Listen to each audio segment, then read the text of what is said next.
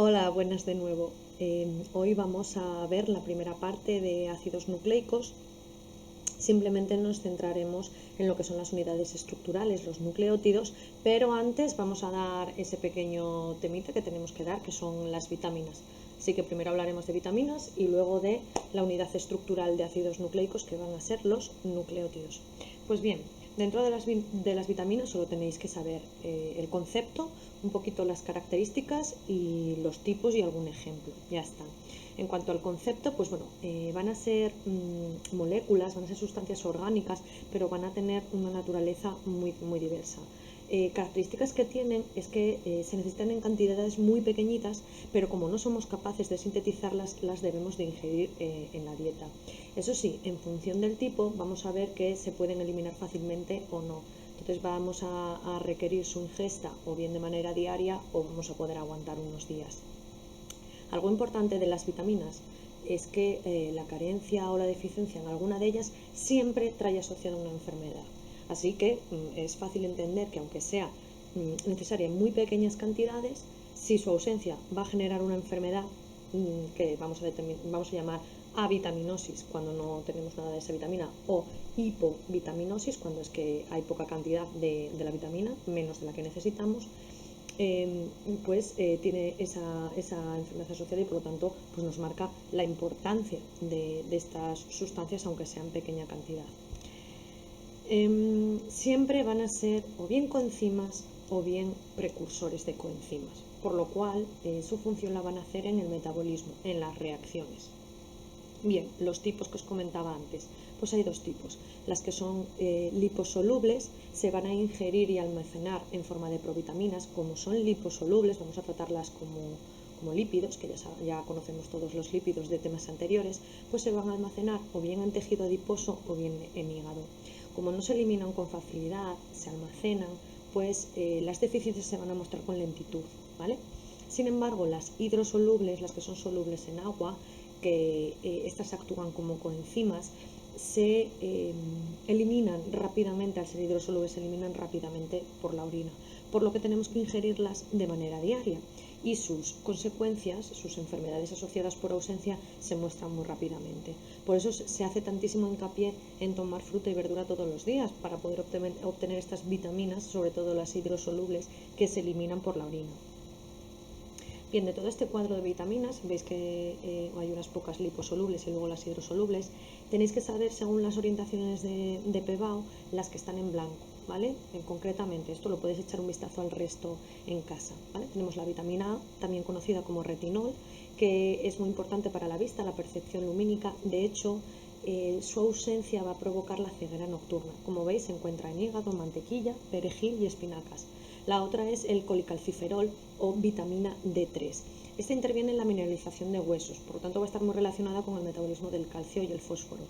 Enfermedad asociada, el raquitismo, ¿vale? En ausencia de esta vitamina se produce el raquitismo en niños y se encuentra en pescado, yema de huevo, queso, leche, etc.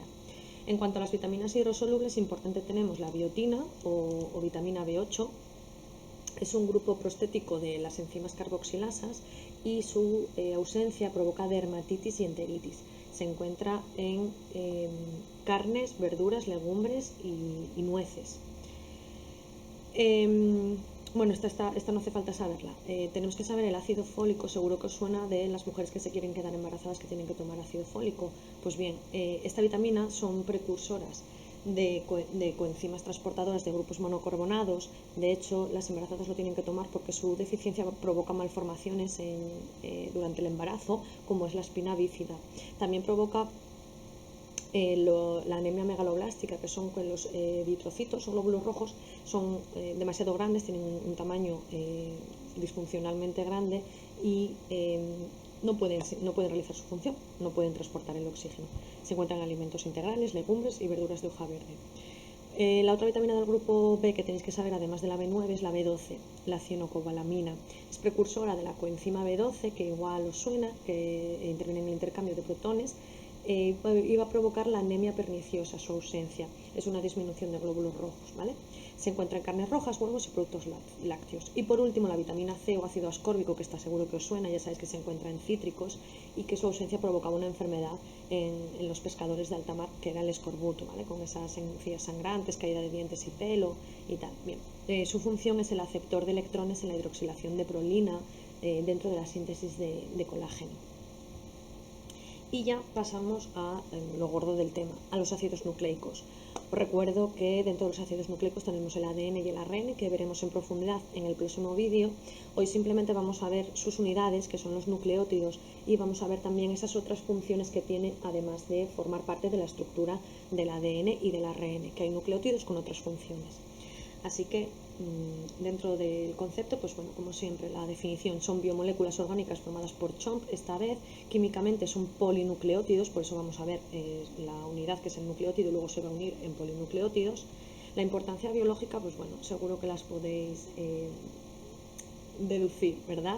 Van a dirigir y controlar la síntesis de las proteínas, es decir, dentro de estas moléculas orgánicas se va a encontrar la información genética, y no solo la información genética, sino las instrucciones para poder leerla y sintetizar la proteína. Acordaros de ese dogma central de la biología molecular.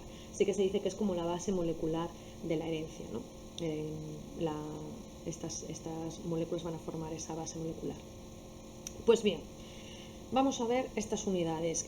Aquí veis un esquema que yo creo que queda muy claro, que podemos ver que las unidades van a ser los nucleósidos. Pues bien, un nucleósido va a ser esta pentosa, que está aquí en amarillo, que bien puede ser la ribosa o la desoxirribosa, en función de si va a formar parte del ADN o el ARN, y a esta pentosa, a este glúcido, se le va a unir en el carbono 1, veis que pone prima, para distinguir los carbonos que tenéis aquí de las bases nitrogenadas, el carbono 1, C1, C2, C3, a los carbonos de la pentosa, de la parte glucídica del nucleósido, se le pone prima para distinguir la numeración si se hace referencia al glúcido o a la base nitrogenada. Pues bien, al carbono 1', por lo tanto ya estoy hablando de la pentosa, se le une una base. Y vais a ver que hay dos tipos de bases, las púricas y las pirimidínicas, que vamos a ver más adelante. Pues bien, mediante un enlace glucosídico. Este nucleósido, pentosa más base nitrogenada, se le puede unir 1, 2 o 3 ácidos fosfóricos. Recordar que cuando se unen ya hablamos de un grupo fosfato, ¿vale? Se encuentra unido y además se suele encontrar ionizado en medio biológico. Este grupo fosfato se puede unir, como podéis ver aquí en el esquema, al carbono 5', pero también al carbono 3'. Esto ya lo veremos más adelante, porque cuando se forma el polinucleótido pues se van a unir ahí al 5' y al 3'. Pues bien, cuando yo tengo un nucleósido unido a un ácido fosfórico, formando un grupo fosfato, yo tengo ya el nucleótido. En este caso, un nucleótido monofosfato. Si tiene 2 grupos fosfatos, nucleótido difosfato, o si tiene 3, nucleótido trifosfato. ¿Vale? Recordar que los nucleótidos que forman parte del ADN y del ARN son los monofosfatos, solo tiene un grupo fosfato. Bien, pues vamos a ver. Como os decía, uno a uno estas unidades. Como os decía, los monosacáridos, la pentosa, pues tenemos dos. La beta de ribofuranosa, que forma parte del ARN, aquí la tenéis, que tienen el carbono 2', un grupo hidroxilo, y la beta de 2' desoxirribofuranosa, que forma parte del ADN. Como veis, lo que significa es que esta de ribofuranosa en el carbono 2' sufre una desoxigenación y me queda, como veis, el carbono 2' con 2 hidrógenos. Pues bien, a estas pentosas, a estas ribosas, bien sea la beta de ribo o la beta de desoxirribofuranosa, se le va a unir una base nitrogenada. Y ya os he dicho que hay dos tipos. Las bases nitrogenadas púricas, que derivan de la purina, aquí tenéis, como veis, las púricas tienen dos anillos y van a ser la adenina y la guanina. Ambas se encuentran tanto en ADN como en ARN. El problema viene con las pirimidínicas, que derivan de la pirimidina, que como veis están formadas solo por un anillo. Tenemos la citosina, la timina y el uracilo. ¿Y por qué digo que aquí es donde viene la amiga? Porque la citosina, que os recuerdo que siempre se une con la guanina, siempre se une una púrica con una pirimidínica por cuestiones espaciales, va a tener dos anillos y un anillo, no dos anillos y dos anillos o uno y uno, así mantiene toda una regularidad estas uniones. Pues bien, la citosina, que se une siempre a la guanina, se encuentra tanto en ADN como en ARN, pero las otras dos, timina y uracilo, se unen a la adenina, a la otra púrica. Si es ADN, a la adenina se le une la timina, y si es ARN, a la adenina púrica se le une uracilo.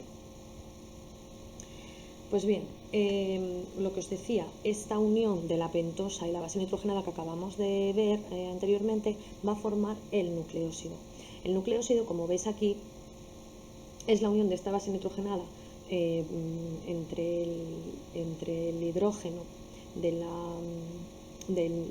carbono 9 si es una púrica o del carbono 1 si es una pirimidina y el carbono 1 de la pentosa, ¿vale?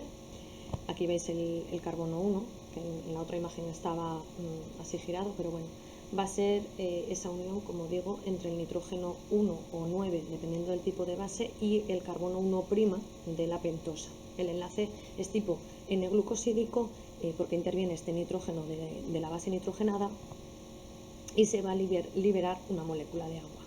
Pues bien, ¿cómo se van a nombrar estos nucleósidos? Pues se pone delante la palabra desoxi en el caso de que sea la pentosa la desoxirribosa, si no, no se pone, y luego se pone el prefijo cit, tim, ur, guan, según la base nitrogenada, y acabado en nosina si es una base púrica o idina si es una base pirimidínica. De tal manera que, por ejemplo, los 4 nucleósidos que forman parte del ADN, como el ADN está formado por la desoxirribosa, tiene que empezar por desoxi. Así que desoxi, adenosina, porque es la adenina y es púrica, desoxi guanosina, porque es la otra púrica, y las otras dos que son las pirimidínicas, la terminación es idina, desoxitimidina y desoxicitidina. ¿Por qué no hablamos de la desoxiuricidina? Porque el uracilo no forma parte del ADN, ¿vale? Pues bien, ya tengo los nucleósidos, que era la base nitrogenada y la pentosa, unida por este enlace N-glucosídico, ¿verdad? Que intervenía el nitrógeno de la base nitrogenada. ¿Por qué me falta por unir? El ácido fosfórico en forma de grupo fosfato, 1, 2 o 3, mono, di o trifosfato.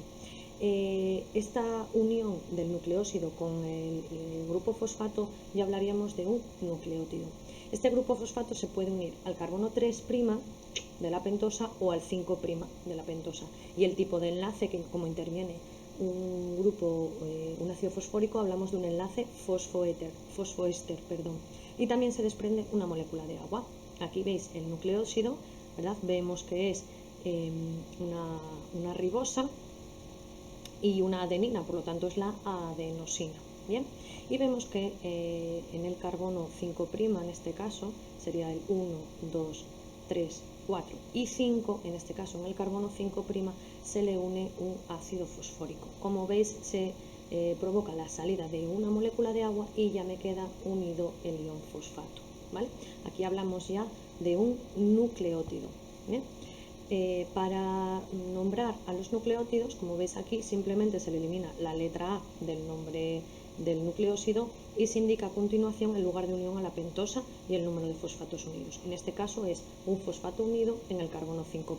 Por lo tanto, de adenosina pasamos a adenosin, se le quita la A, 5', porque está unido al carbono 5', monofosfato, porque solo he unido un ácido fosfórico. Así que este nucleótido es el adenosin 5' monofosfato.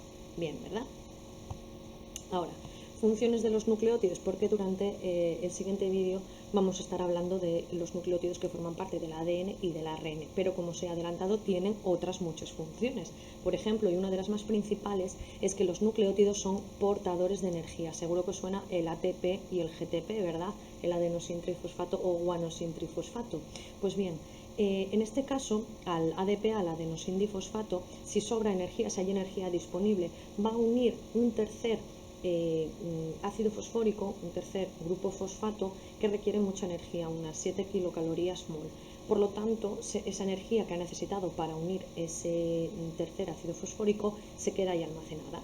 Cuando yo lo necesite, simplemente tengo que romper el enlace y se va a liberar esa energía. A esto se le llama el sistema ADP-ATP, ¿vale? Muy utilizado en metabolismo celular.